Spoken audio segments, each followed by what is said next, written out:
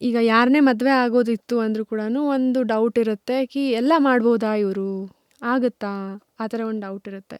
So ಅವ್ರನ್ನ ಹೇಗೆ convince ಮಾಡಿದ್ರಿ ನೀವು, and how did you feel that she is the one ನನಗಂತ ಮಾಡಿರೋದು ಅಂತ? ಆ್ಯಕ್ಚುಲಿ ನನಗೆ ನಮ್ಮ ಫ್ಯಾಮಿಲಿಲಿ ಆ ಥರ ಡಿಸಬಿಲಿಟಿ ಅಂತಲೇ ನೋಡೇ ಇಲ್ಲ ಅವರು. ಹೌದಾ? ನಾನು ಎಲ್ಲೇ ಹೋಗಲಿ ಏನೇ ಮಾಡಲಿ ಎಲ್ಲದಕ್ಕೂ ನಾನೇ ಮೇನು. ಮತ್ತು ಅಪ್ಪ ನಾನು ತುಂಬ ನೋಡ್ಕೊಳ್ಳೋರು. ಪ್ರತಿಯೊಂದು ಏನೇ ಅವ್ರಿಗೆ ಬಟ್ಟೆ ಆಗಲಿ, ಪ್ರತಿಯೊಂದು ಮನೆಗೆ ಏನೇ ಇದ್ರೂ ನಾನು ಅಪ್ಪನೇ ಪರ್ಚೇಸಿಂಗ್ ಇರಲಿ ಏನೇ ಇರಲಿ ಮಾಡೋರು. ಎಲ್ಲರೂ ಆ ಥರ ಏನೋ ಆ ಥರ ಡಿಸ್ಕ್ರಿಮಿನೇಷನ್ನೇ ಇಲ್ಲ. ಅವನು ಈ ಥರ ಇದ್ದಾನೆ, ಅವನು ಏನು ಆಗುತ್ತೋ ಇಲ್ವೋ ಆಗುತ್ತೋ ಇಲ್ವೋ ಅದೊಂದು ಅಂತ ಡೌಟ್ ಇರುತ್ತಲ್ಲ. ಆ ಥರ ಏನೂ ಇಲ್ಲ. ನಾನು ಗಾಡಿ ಸ್ಟಾರ್ಟ್ ಮಾಡ್ಕೊಂಡು ಹೋದರೆ ಬರ್ತಾನೆ ಬಿಡು ಅವನಿಗೇನು ಅನ್ನೋರು. ಸೈಕಲ್ ಹಾಕೊಂಡು ಹೋದರೆ ಬರ್ತಾನೆ ಬಿಡು ಏನು ಅನ್ನೋರು. ಹಾಗಾಗಿ ಕಲಿತಿ ಅವ್ನು ಮಾಡಲಾರದ್ದು ಏನಿಲ್ಲ ಅಂತ ಹೇಳೋದು ಅಷ್ಟೇ. ಅವರು ಮಾಡ್ತಾನೆ ಬಿಡು ಅಂತಾನೆ. ಹಾಗಾಗಿ ಎಲ್ಲ ಸಪೋರ್ಟು. ನನ್ನ ಫ್ರೆಂಡ್ಸು ಮೇನ್ ಎಲ್ಲದಕ್ಕೂ ಏನು ಹೇಳ್ತಾರೆ, ಫ್ರೆಂಡ್ಸ್ಲೆಸ್ ಲೈಫ್ ಈಸ್ ಶುಗರ್ಲೆಸ್ ಕಾಫಿ ಅಂತ ಹೇಳ್ತಾರಲ್ಲ, ಫ್ರೆಂಡ್ಸು ತುಂಬ important.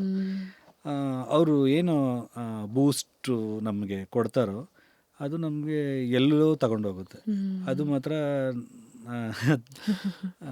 I am very lucky that friendship. ಈಗಲೂ ನನಗೆ ಆಲ್ಮೋಸ್ಟ್ ನನಗೆ ಅವರು ಒಂದು 35 ಇಯರ್ಸಿಂದ ಫ್ರೆಂಡ್ಸ್ ಅನಿಸುತ್ತೆ.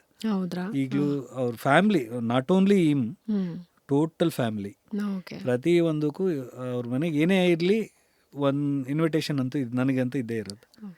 ಹಾಗಾಗಿ ನನಗೆ ಆ ಥರ ಡಿಫಿಕಲ್ಟೀಸ್ ಅಂತ ಏನೂ ಅನಿಸ್ಲಿಲ್ಲ. ನಾನು ಈ ಥರ ಇದ್ದಾನೆ ಮಾಡೋಕ್ಕಾಗುತ್ತಾ ಇಲ್ಲ ಅಂತ ಏನೂ ನನಗೆ ಅನಿಸ್ಲಿಲ್ಲ. ಬಟ್ ಕೆಲವೊಂದು ಸಲ ನಾನು ಒಂದ್ಸಲ ಈ ಕಾರಲ್ಲಿ ಸಿಗ್ನಲ್ ಜಂಪ್ ಮಾಡಿದ್ಬಿಟ್ಟಿದ್ದೆ. ಹೌದ್ರಾ? ಸಿಗ್ನಲ್ ಜಂಪ್ ಮಾಡಿದಾಗ ಕರೆದ್ರು. ನಾನಿದು ಹೋದೆ ಬಾ ಅಂತ. ಇಲ್ಲಿ maybe Vasanth Nagar jump ಮಾಡಿದೆ. ಅವರು ನನ್ನ ಫ್ರೆಂಡನ್ನು ಡ್ರಾಪ್ ಮಾಡಬೇಕಿತ್ತು ರೈಲ್ವೆ ಸ್ಟೇಷನ್ಗೆ ಅರ್ಜೆಂಟ್ ಅಂತ. ನನ್ನ ಸಿಗ್ನಲ್ ಹೋಗ್ಬಿಟ್ಟೆ. ಟ್ರಾಫಿಕ್ ಪೊಲೀಸು ಕರೆದು ಫೈನ್ ಕಟ್ಟು ಅಂದರು. ಆಮೇಲೆ ನಾನು ಹೋದೆ. ನೀನು ಬೇಡ, ಡ್ರೈವರ್ನ ಕಳಿಸು ಅಂದ. ಸರ್ ನಾನೇ ಡ್ರೈವರು ಅಂದ. ನೀನು ಡ್ರೈವರ್, ನಿನಗೆ ಯಾರು ಲೈಸೆನ್ಸ್ ಕೊಟ್ಟರು? ಸರ್ ಇನ್ವ್ಯಾಲಿಡ್ ಕ್ಯಾರೇಜ್ ಅಂತ ಇದೆ ಅಂತ. ಹಂಗೆಲ್ಲ ಜಂಪ್ ಮಾಡಿದ್ರೆ ಹೆಂಗೆ ಅಂತ. ಆಮೇಲೆ ಅವ್ರು ಹೇಳಿದ್ರು ಸರಿ ಆಯಿತು ಹೋಗು ಅಂದರು. ಬಟ್ ಈ ಥರ ಎಲ್ಲ ಸ್ವಲ್ಪ ಪರ್ಕ್ಸು ಇದೆ ಅಂತ ಪೊಲೀಸ್ ಬಿಟ್ಬಿಡ್ತಾರೆ. ಇಲ್ಲ, ಯೂಶಲಿ ನಾನು ವಿ ಹ್ಯಾವ್ ಟು ಫಾಲೋ. ಈಗ ನಾನು ಟ್ರಾನ್ಸ್ಪ್ಲಾಂಟ್ ಡಿಪಾರ್ಟ್ಮೆಂಟ್ ಇಲ್ಲಿ ಇರೋದ್ರಿಂದ ಏನೆಲ್ಲ ಆಕ್ಸಿಡೆಂಟ್ ಆದರೆ ಏನೆಲ್ಲ ಪ್ರಾಬ್ಲಮ್ಸ್ ಆಗುತ್ತೆ ಅನ್ನೋದು ನೋಡ್ಬಿಟ್ಟಿದ್ದೀನಿ. ಕೈಕಾಲ್ಗೆ ಏನೇ ಆದರೂ ವಿ ಕ್ಯಾನ್ ರಿಪ್ಲೇಸ್. ಬ್ರೈನ್ಗೆ ಏನಾಯಿತು ಅಂದರೆ we cannot do anything.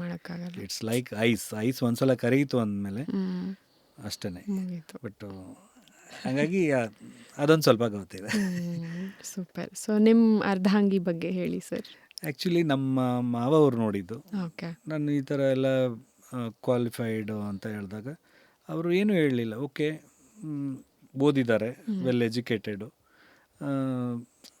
Qualified, ಎಲ್ಲ ಹೇಳಿದ್ದಾರೆ ನನ್ನ ಬಗ್ಗೆ ಎಲ್ಲ. ಓಕೆ, ನಮ್ಮ ವೈಫ್ ಹೇಳಿದ್ದು ಒಂದೇ ಮಾತಂತೆ, ಆಫ್ಟರ್ ಮ್ಯಾರೇಜ್ ಹಿಂಗಾಗಿದ್ದರೆ ನಾನು ಬಿಟ್ಬಿಡ್ತಿದ್ನಾ.